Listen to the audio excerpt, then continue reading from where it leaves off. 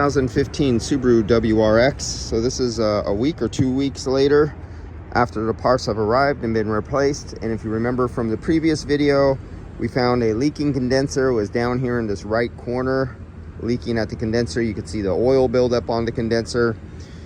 It was leaking at the expansion valve. They did the O-rings in the expansion valve, at the expansion valve back on the firewall.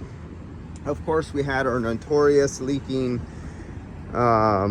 O-rings on the compressor, and I even started it up and showed you filled with refrigerant. There were leak coming out of the O-rings out of the compressor. What else did we do? I think that was it on this one. And right now I just arrived to start charging it up, but the very first thing I do before getting any further, I have it on the high pressure nitrogen decay test.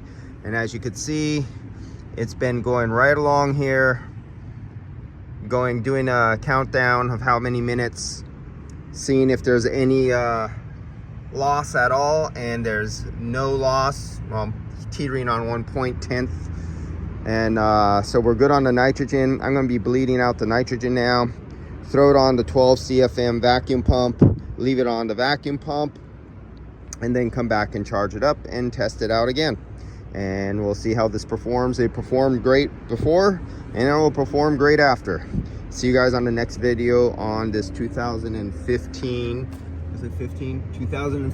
WRX R134 refrigerant, 450 grams to 500 grams.